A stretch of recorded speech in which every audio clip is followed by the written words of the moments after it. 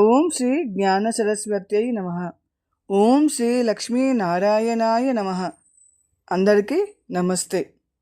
ఈరోజు ఒక ముఖ్యమైన స్తోత్రము శ్రీ లక్ష్మీనారాయణ అష్టకం. ఆర్తానాం దుఃఖశమనే దీక్షితం ప్రభుమవ్యయం అశేష జగదాధారం లక్ష్మీ నారాయణం భజే. అపార కరుణాంబోధిం ఆపద్బాంధవమచ్యుతం అశేష దుఃఖ శాంత్యర్థం లక్ష్మీ నారాయణం భజే. భక్తానాం వత్సలం భక్తిగమ్యం సర్వగుణాకరం అశేష దుఃఖ శాంత్యర్థం లక్ష్మీ నారాయణం భజే.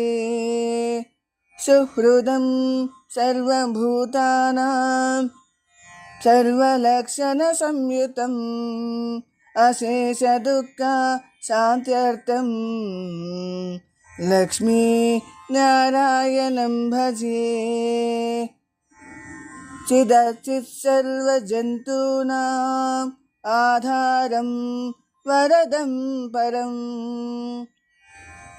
అశేష దుఃఖ శాంత్యర్థం లక్ష్మీ నారాయణం భజే. శంఖచక్రధరం దేవం లోకనాథం దయానిధిం అశేష దుఃఖ శాంత్యర్థం లక్ష్మీ నారాయణం భజే.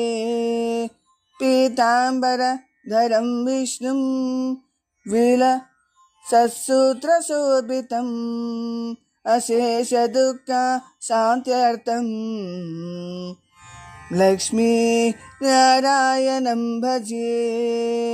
హస్తేన దక్షిణేనాజం అభయప్రదమక్షరం అశేష దుఃఖ శాంత్యర్థం లక్ష్మీ నారాయణం భజే.